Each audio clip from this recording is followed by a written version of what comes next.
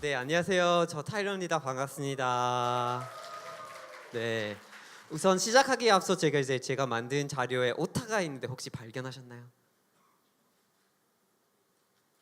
기가 빠졌습니다. 만들기 위하여. 죄송합니다. 네. 오늘 여러분들하고 함께 하고 싶은 이야기는 사실 되게 원래 하고 싶은 얘기가 너무 많아서 뭘로 할까 한참 고민하다가 요즘에 하고 있는 일에 대해서 저는 요즘에 이제 뭐 관심이 점점 더 많아지고 있으니까 일단 그것부터 얘기를 좀 할 필요가 있지 않을까 싶었어요. 그래서 이런 이제 글로벌이라는 것과 기업에 대한 주제를 잡았습니다. 근데 글로벌이랑 기업에 대해서 타일러라는 사람이 도대체 왜 얘기를 하냐?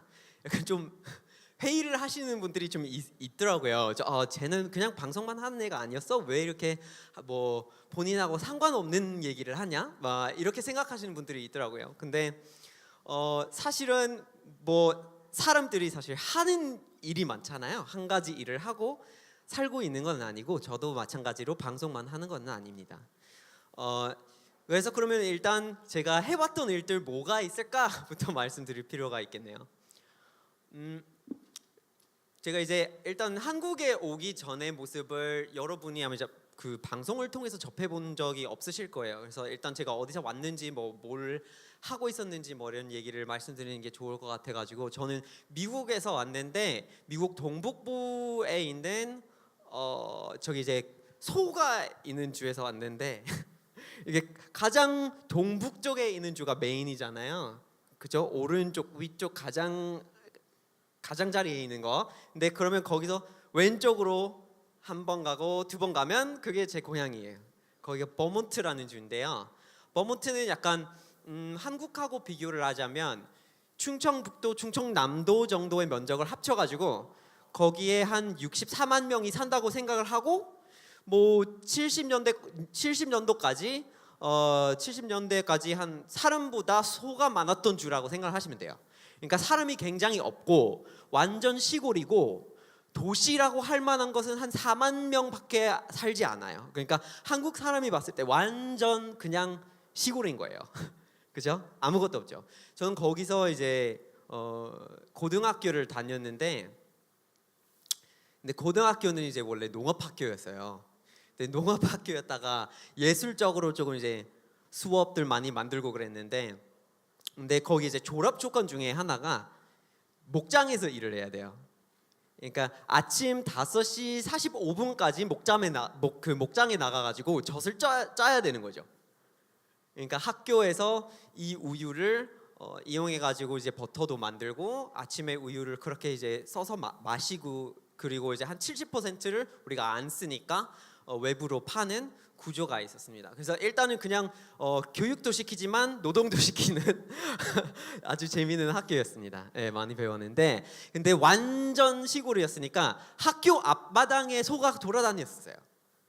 학생들이 200명이었고요.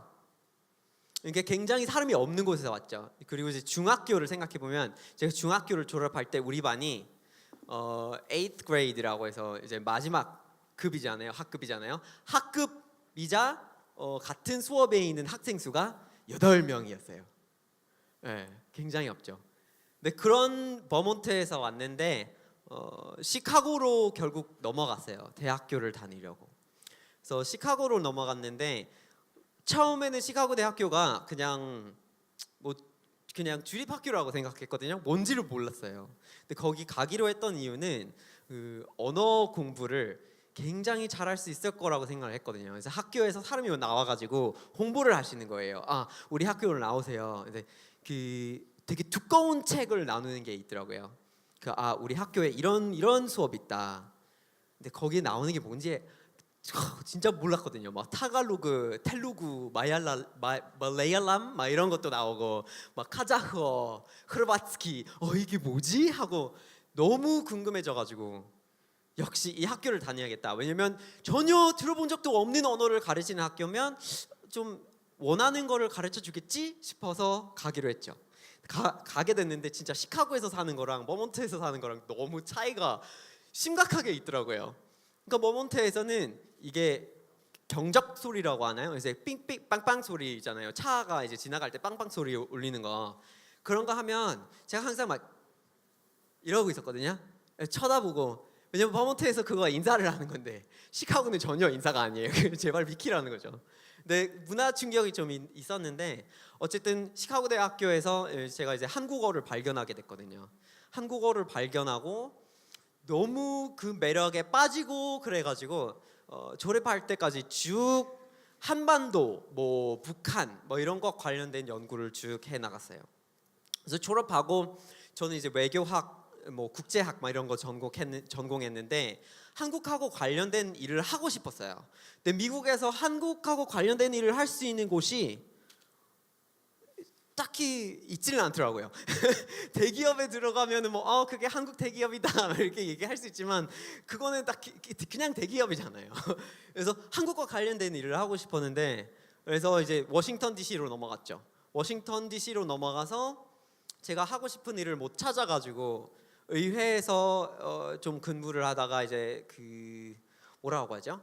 그 청문회를 하잖아요. 판사를 취임시킬 때 청문회를 이제 통과해야 되는데 그 청문회를 개최하는 위원회에서 인턴십을 하다가 오늘 토론하면서 얘기가 나왔는지 모르겠는데 뭐 무역 얘기를 막 좀 나왔던 것 같더라고요. 아까 듣고 있었는데 근데 제가 이제 그 워싱턴 D에 있을 땐 그 한미 자유무역 협정에 대한 얘기가 굉장히 많이 나오고 있었어요. 이게 2010년이었으니까요.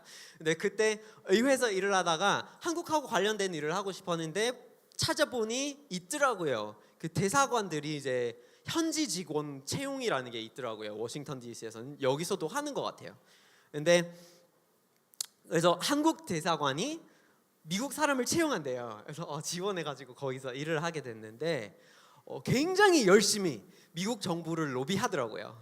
되게 그렇게 열심히 하는 거 딴 데서 본 적이 없어요. 막 미국의 모든 선거구에서 이 정책이 통과되면 정말 숫자까지 모든 거를 계산해가지고 너네 이 선거구에서 이만큼의 수익이 이만큼의 성장이 대강 생기겠다 이런 정보를 제공하면서 사람들을 설득시켜 나갔어요. 굉장히 와 진짜 대단하다고 생각했어요. 그렇게 막 꼼꼼하게 잘 설득을 시킬 수 있다는 것.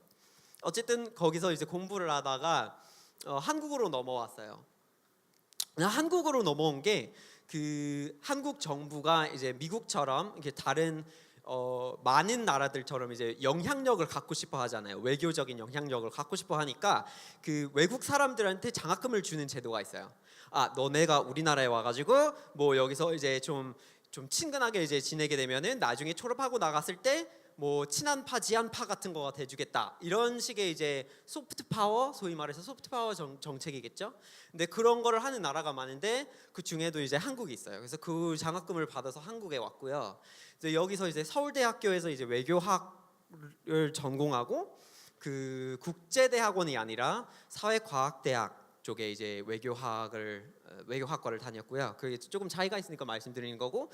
그래서 거기서 이제 공부를 하다가 방송을 하게 됐죠. 방송을 하게 되면서 정말 한국 사회에 대한 이해도가 확 오르더라고요.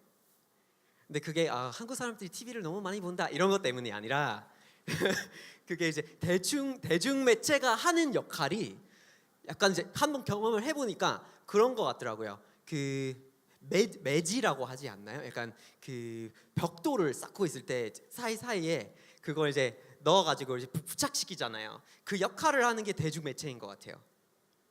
그러니까 정부 관련된 일도 많고 기업 관련된 일도 많고 대중적인 어떤 민심 관련된 것도 많고 다 노출이 되더라고요. 그래서 정말 너무 좋은 경험이었고요. 그걸 하다가 그게 이제 아시다시피 비정상회담이 시작이었잖아요. 그게 시작이었으니까 뭐 국제적이고 글로벌한 느낌이 있고 몰랐던 얘기가 전달이 되고 그리고 어떤 사람들 중에서 이 방송에서 나온 사람들하고 일을 하고 싶다 라고 생각하게 되신 분들이 있더라고요. 그래서 점점 연락이 오기 시작했어요. 우리 회사가 뭐 어디 진출을 하고 싶은데 어떻게 도와줄 수 없냐 아니면 그 나라에 이런 거가 통할까? 궁금해가지고 연락이 그냥 뜬금없이 오는 게 생겼어요. 그래서 점점 더 많이 생각하게 된 게 한국에 있는 거를 바깥으로 가지고 나가는 게 굉장히 중요한 시대구나. 근데 보니까 그렇게 하기에 사실은 아직 준비가 덜 돼 있는 부분들이 있더라고요. 그거를 어떻게 도와주면 될까? 이런 고민에 빠지게 되고 결국 졸업하게 됐을 때 스타트업에서 취업을 하게 돼서 거기서 해외 영업을 도와주고 있다가 더 많은 회사를 좀 도울 필요가 있다고 깨달아가지고 제가 이제 컨설팅 회사를 차리게 됐어요. 그래서 이게 대략 제가 이제 한국에서 해온 일들이고요. 그러면 다시 이 주제로 돌아가고 싶은데 How to be global. 요즘에 정말 진짜 글로벌이라는 단어를 너무 쉽게 쓰는 것 같아요. 모여도 글로벌하게 하세요. 진짜. 세계화, 국제화, 국제지수, 글로벌한 기업 막 정말 많이 쓰더라고요. 그게 학교든 인력이든 그쵸? 인력이든 기업이든 뭐든 다 글로벌하게 그렇게 하려고 하는 시대죠. 근데 이게 무슨 의미일까 잘 모르겠더라고요. 굉장히 많이 갖다 쓰는 단어이면일수록 좀 애매모호해지잖아요. 같은 단어 뭐 예를 들어서 마이크 이게 계속 반복하다 보면 무슨 단어를 말하는지를 까먹게 돼 있어요. 근데 그런 것처럼 이렇게 이것도 글로벌하게 저것도 글로벌하게 이렇게 갖다 붙이면서 그게 뭔지를 정말 이론적으로 그 뜻이 뭘까를 모르면서 하고 있다 보면은 의미가 전혀 없어져요. 근데 이게 무슨 얘기일까요? 왜 글로벌해질 필요가 있을까? 그리고 구체적으로 그거 어떻게 하는 걸까? 무슨 말을 하는 거지? 이렇게 글로벌해야 할 때?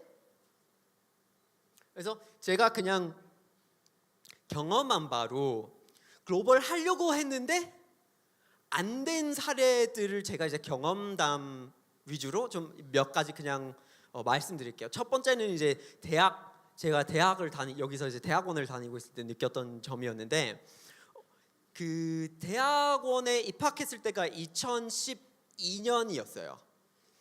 그때 굉장히 이게 국제화 지수를 진짜 중시하고 있었어요.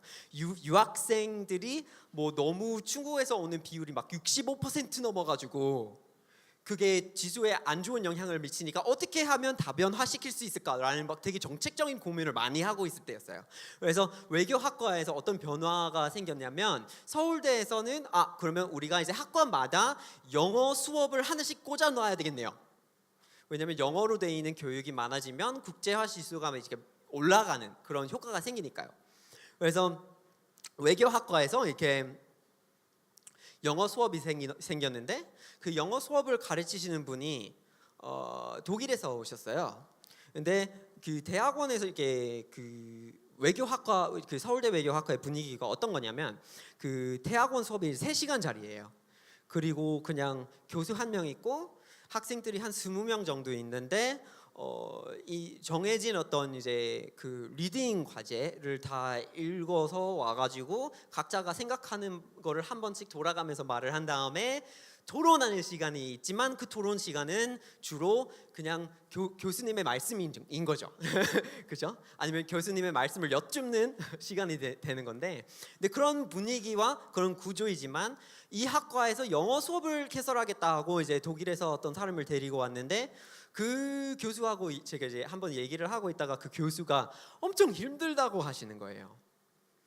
이거 여기는 오래 있을 것 같지는 못한다. 나 그냥 뭐 어차피 뭐 이거 이제 뭐 올해가 끝나면 그냥 갈 거다 이렇게 말씀을 해주시는 거예요. 그러세요? 왜 그러세요? 사실은 뭐 교수님 같은 교수님 필요한 건데 사실은 가시면 어떡하죠? 근데 알고 보니 그분이 그게 되게 답답해하셨던 부분이 뭐냐면 영어로 교육을 하는 것과 한국말로 교육을 하는 것이 문화적으로도 다르고 언어적으로도 다르잖아요. 그렇죠?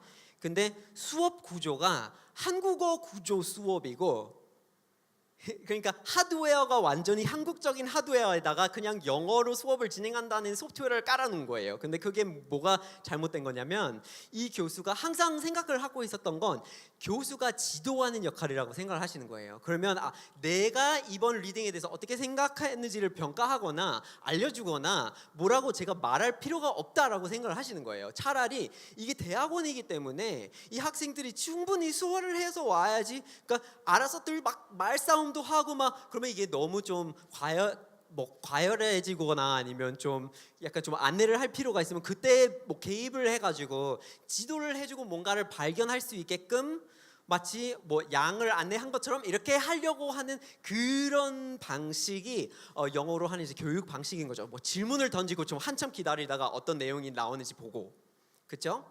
근데 그렇게 질문을 영어로 던졌을 때 학생들의 반응은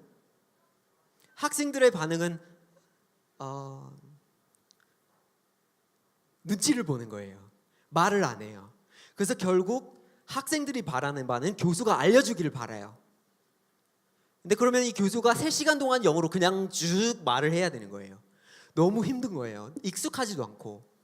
그러니까 해외에서 영어로 가르치는 사람이 한국에 와가지고 갑자기 3시간 동안 말을 해야 된다라는 이런 조건이 어디선가부터 이유 없이 그냥 뭐지? 힘들고 안 다니고 싶어 하잖아요. 그러면 차라리 영어로 할 수 있는 수업이라면, 그러니까 영어로 교육을 해야 되는 게 그 사람의 약간 일을 하는 목적이라면은 차라리 그러면 딴 데 가는 게 낫잖아요. 그러니까 이게 하나의 문제였어요. 그래서 대학원에서 생각을 하고 있었던 건 정책적으로는 이거를 이제 영어로 하면 되겠다 하고 이렇게 꽂아놨는데, 문제는 그게 그냥 보이는 거잖아요. 겉모습인 건데 하드웨어만 챙겨놓고 그 소프트웨어를 바꿀 수 있는 구조를 도입하지 않았다는 점. 그렇죠? 수업 시간이나 아니면 수업을 운영하는 방식을 과에서 내규 같은 것들을 좀 바꿔가지고, 그렇죠? 그 교수가 개설을 하고 싶어하는 방법을 한번 물어본 다음에 진행을 할 수도 있는 건데, 그런 게 아니라 이 교수가 가르쳐야 되는 방식이 이미 정해져 있는 상태에서 그냥 언어 설정만 바꿔놓은 거죠. 그게 진정한 글로벌일까라는 고민을 할 수 있을 것 같아요. 두 번째는 제가 얼마 전에 이제 영화를 보러 갔어요. 영화를 보러 갔는데 되게 늦게 도착했거든요. 이제 놓칠 거라고 생각했지만 역시 광고가 많으니까 문제가 없었죠. 계속 광고를 보게 됐는데 한 10분 동안 광고를 보다가 재미있는 게 뭐냐면 가끔 비슷한 광고가 연달아 나올 때가 있잖아요.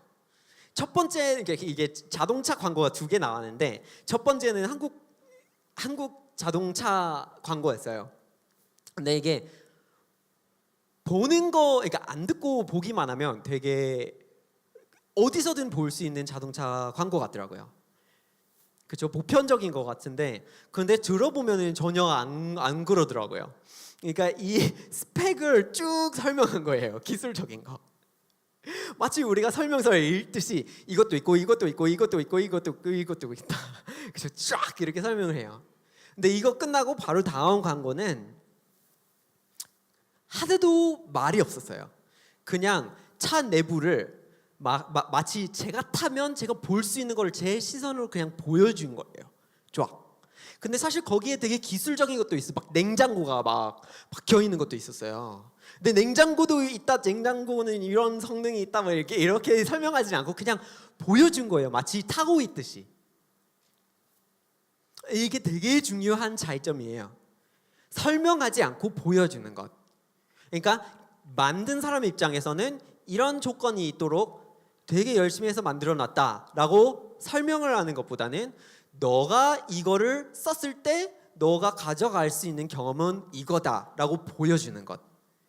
그게 굉장히 큰 차이예요. 한국 기업들하고 일을 하고 그러다 보니까 제가 많이 느낀 거는 이게 약간 스펙을 강조하고 싶어 하는 것들이 좀 있더라고요. 이게 사회 전반에 녹여져 있는 문제라고 저는 생각하거든요. 우리가 이력서를 봤을 때도 마찬가지예요. 그러니까 한국 이력서는 어디 소속 업무 지원 이런 식으로 나오죠.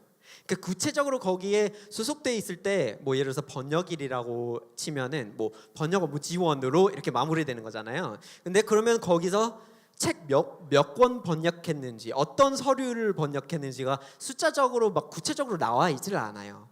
근데 이런 거를 이제 영어로 쓰게 되면은 채용을 안 하게 되거든요. 구체적으로 뭘 했는지를 알고 싶으니까. 그렇죠? 그냥 스펙만 이름만 이런 게 아니라 너가 경험한 바를 알고 싶어 하는 거예요. 이게 굉장히 보편적인 인간적인 거예요. 이게 세 번째인데 이건 그냥 얼마 전에 이제 좀 어이가 없구나 진짜 싶은 일이 있었는데 소비자를 생각하는 게 중요하잖아요. 우리가 뭔가 서비스를 제공하면 그러면 이 맛에 뭐 어떤 소재가 들어있다, 뭐 어디서 가져왔다, 뭐 과학적으로 이렇게 생겼고 이 가격이고 어디서 구매할 수 있고 막 이런 거 하고 끝나는 것보다는 이거 맛있다라는 거가 중요한 거잖아요. 당신이 이거를 드실 때 맛있을 뿐만 아니라 당신이 어릴 때 어렴풋하게 기억나는 그 주석 뭐 남아있는 그 전이 몇 개 남아있어가지고 먹었을 때 이거 너무 느낌 좋다 생각하는 그런 느낌이 있잖아요. 그러니까 명절 음식이 남아있어도 맛있는 그거. 그러니까 그러면 경험에 대한 얘기를 하게 되는 거잖아요. 그렇죠? 그러니까 소비자를 정말 감정적으로 알아야 되는 거고 그 소비자의 입장을 알아야 되는데 이게 너무 심각하게 소비자를 생각하지 않고 스펙에 대해서 집착을 하다 보니까 한국 밖에 있는 기업을 가지고 오거나 라이센싱을 하거나 아니면 여기서 지사를 개설하거나 그런 경우에도 시간이 지나다 보면 좀 다양한 소비자를 생각하지 못하게 되는 게 있더라고요. 정말 놀랐던 게 별 5개인데 엄청나게 유명하고 엄청나게 비싼 호텔 체인이에요. 국제적인 호텔 체인이고요. 네, 여기 서울에 있는데 이게 제 친구의 이야기인데 친구가 그 이모하고 거기 이제 같이 식사를 하러 갔어요. 식사를 하러 갔는데 이 사람이 이제 이모가 글루텐을 못 먹는 거예요. 알레르기가 있어요. 근데 그게 무슨 말이냐면 알레르기가 있으니까 그냥 염증이 난다 이런 게 아니라 그거 먹으면 암이 생겨요. 그래서 정말 심각한 거예요. 그렇죠? 근데 이런 글루텐 프리나 뭐 채식이나 뭐 이런 것들에 대한 구분이 보통 국제적인 서비스 업체라면 되게 기본이에요. 이게 맵다, 이게 안 맵다, 이게 설탕 들어갔다, 안 들어갔다처럼 이게 글루텐이 포함되어 있다, 이게 고기 포함되어 있다, 이게 할랄리 아니다 이런 것들을 알려줄 수 있는 거가 굉장히 기본인 거예요. 근데 어쨌든 이 호텔에 갔는데 그 스태프가 이해를 못 하셨나 봐요. 스태프가 이해를 못 해가지고 글루텐 노글루텐 빵이 나오면 안 돼요, 이렇게 감자 나오면 안 돼요 이렇게 얘기를 하는 거예요. 그래서 이렇게 못 먹는다고요. 그래서 전달을 했는데 스태프가 그래도 그냥 갖다 준 거예요. 이건 나왔는데 따로 요리를 하고 이렇게 따로 준비를 해서 이렇게 이제 드린 거예요. 앞에다 세워놓고 그릇 따로 담아가지고. 근데 이 이모분이 완전 열받은 거예요.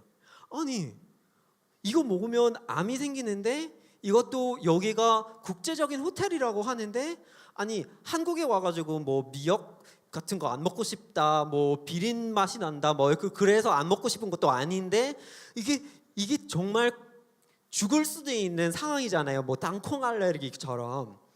근데 그거가 어떤 느낌일지 생각지도 않고 그냥 갖다 준 거다. 되게 열받은 거예요, 이 사람이. 근데 물론 뭐 몰랐으면 모르는 거잖아요. 그 사람을 너무 탓하면 안 돼요. 그런데 탓할 부분은 있어요. 그런 거를 왜 교육시키지 않죠? 그런 거 교준이 있어야 되는 거 아닌가요?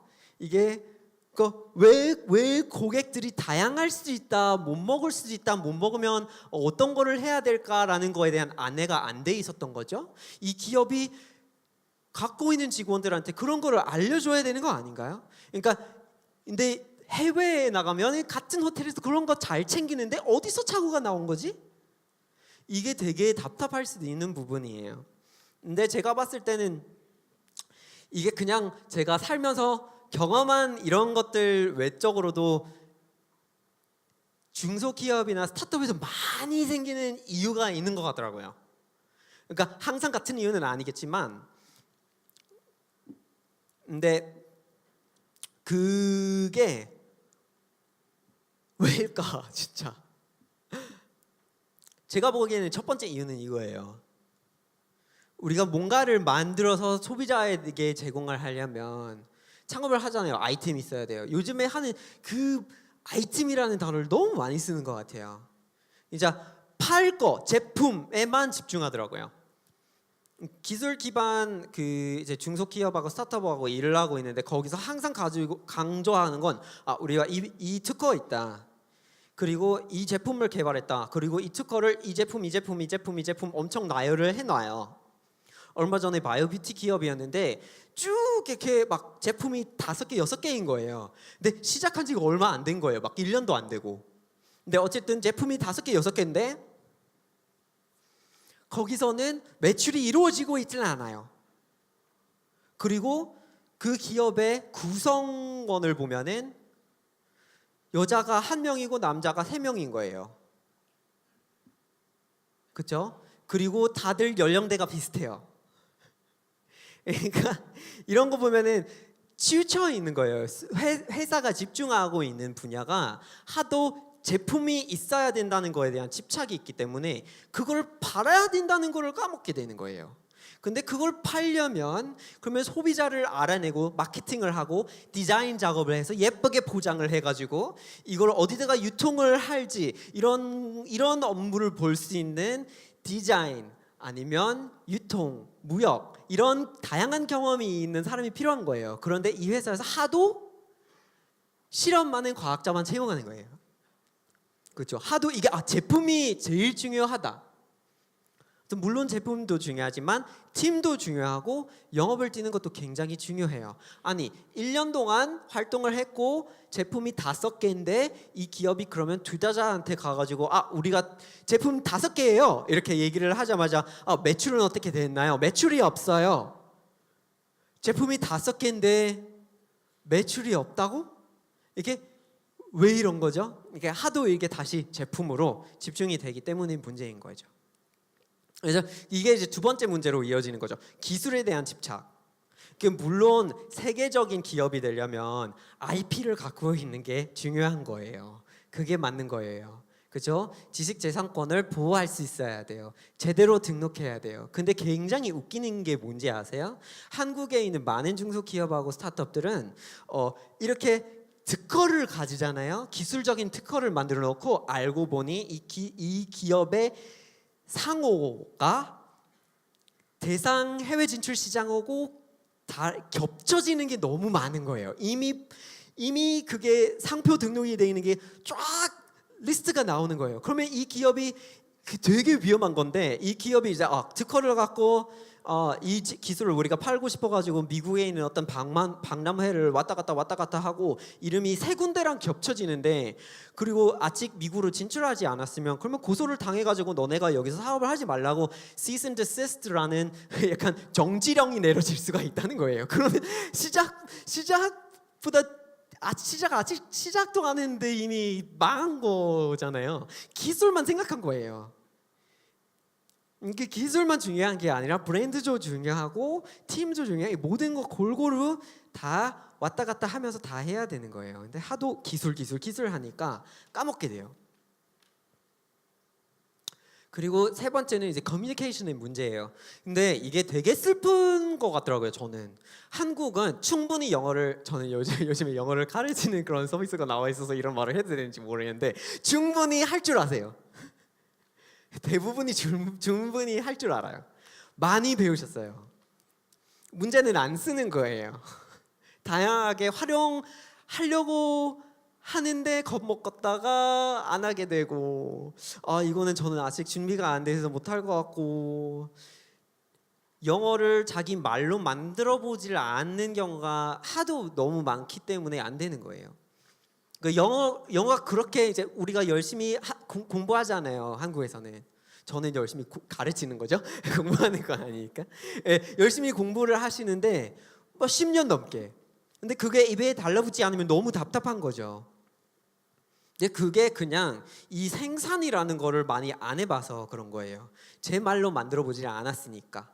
뭐 A부터 Z까지 완벽히 외워놔야 단어를 만들 수 있을 거다라고 이런 접근법이 있기 때문인 거죠. 완벽할 필요가 없어요. 그냥 일단 시작하시면 돼요.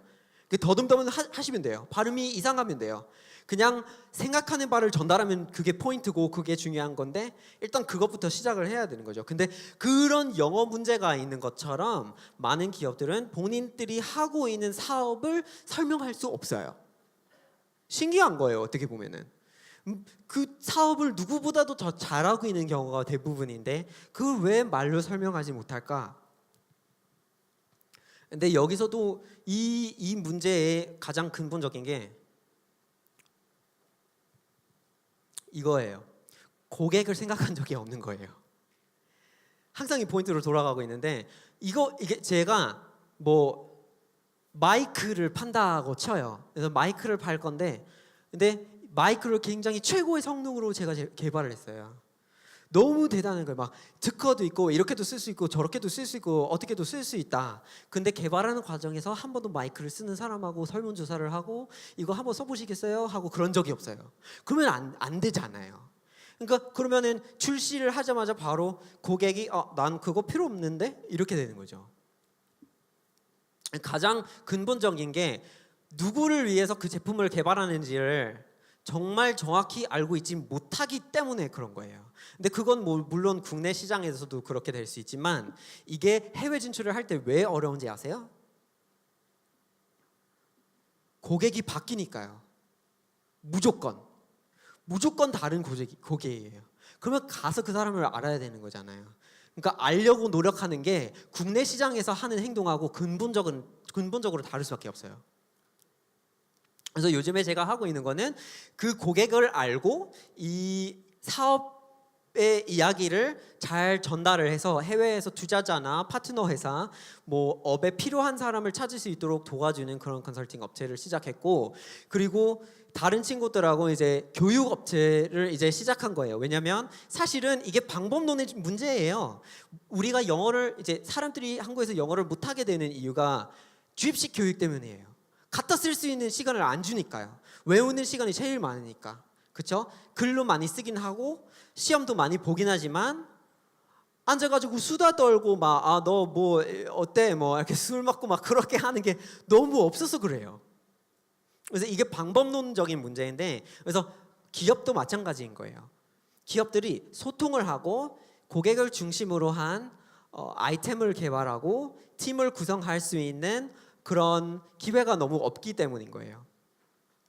그래서 어쨌든 이게 이 회사에 대해서 너무 설명을 많이 하면 안 될 것 같은 게 시간이 많이 이제 안 남아 있다는 신호를 받아가지고 죄송해요. 제가 말을 너무 많이 하는 것 같아요. 근데 어쨌든 포인트는 이런 거예요. 요즘에 창업 교육을 할 때 사람들 앉혀놓고서 앞에다가 창업을 하실 때 이렇게 하십니다. 제가 지금 하는 것처럼 하잖아요.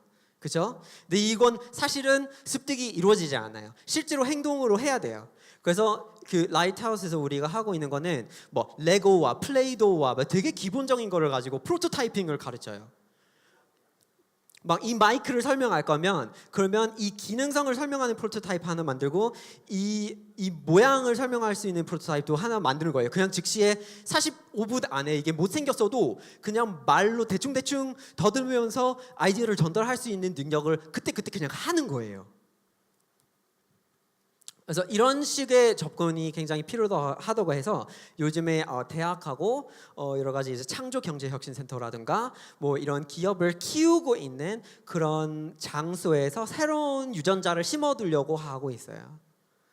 그래서 이런 식으로 사람들이 활동을 하는데 어쨌든 결론적으로 이 두 가지가 글로벌하기에 제일 관건인 부분들인 것 같아요. 하도 이렇게 제품만 생각하고 사람을 생각하지 않는다는 것. 그죠? 영업하고 팀을 구성하려면 사실 이 둘 다 고객에 대한 얘기인 거예요. 근데 사람이라는 거는 한 가지가 있지 않고 정말 다양한 건데 다양성을 반영하지 못한다는 얘기인 거예요. 다양성을 반영하지 못하는 이유가 고객을 생각하지 않기 때문인 거예요. 기술을 너무 하도 많이 생각하니까. 그리고 사람들 앉혀놓고 이렇게 막 얘기를 이렇게 역설을 하면은 같은 문제예요. 제가 전달하려고 하는 얘기 이거 안에 있는 정보가 굉장히 중요하다. 그렇게 생각해서 하는 거잖아요. 사실은 이 정보보다 이 정보를 이 앞에 있는 사람들이 이해할 수 있냐가 더 중요한 거니까 이 사람들을 중심으로 해가지고 활동을 시켜야 돼요. 그것부터 먼저여야 되는 거죠. 그래서 일단은 우선적으로 해야 되는 거는 한국에서 글로벌한 기업을 만들면 조직보다 기술보다 사람이 우선이다라는 사고를 도입해야 되는 거예요. 그러니까 회사 소속에 있는 사람들 중에 기술하는 사람이 무조건 리더다, 아니면 이 아이템을 개발하는 사람이 무조건 결정권이 있다, 아니면 뭐 특허가 방향을 제시해 준다, 이런 식으로 생각하는 것보다는 고객군에 속할 수도 있는 사람을 팀에 포함을 시키는 거죠. 그러니까 사람을 우선으로 대해야 되는 거고, 그리고 그 사람이 이제 사람들이 기준을 만들어 준다고 하면 세상에 정말 다양한 사람이 많아요. 그러면 다양한 사람들을 포함시켜야 되는 거예요. 너무 간단한 얘기 같죠? 근데 너무 안 해요. 너무 안 하는 거예요. 심지어 다양한 사람, 다른 거 있는 사람을 채용해 놓고 조직이 위에 있다고 생각하기 때문에, 아니면 기술이 위에 있다고 생각하기 때문에 이 다른 거 갖고 있는 기여할 바가 있는 사람이 들어왔는데 그 사람보다 위에 그거 있으니까 그 사람이 하는 말을 듣지를 않아요. 그러니까 이 두 가지가 같이 가는 거죠. 다양성하고 글로벌한 것, 사람부터 생각하는 것, 다양해지려고 하면 고객부터 생각하는 것, 다 함께 가는 얘기입니다. 그래서 요즘에 사실은 이 글로벌이라는 단어가 안 맞는다는 생각이 점점 더 많이 들더라고요. 글로벌한 건 있을까요? 그러니까 한국에서 우리가 그게 너무 좋은 기업이다, 너무 좋은 브랜드다, 너무 좋은 제품이다 이렇게 생각을 하게 되면은 그게 그냥 여기저기 다양하게 있기 때문이 아니라 정말 나보다 생각하기 때문인 거예요. 그렇죠? 그 사과라는 회사의 제품을 사람들이 좋아하는 이유가 광고를 보여줄 때 성능을 설명해 주는 게 아니라 사람이 이렇게 막 음악을 듣고 막 이렇게 하는 거를 보여주잖아요. 감정, 제가 느낄 거를 바로 알려주는 거예요. 그래서 사랑에 빠지는 겁니다. 사람부터 생각을 하니까요.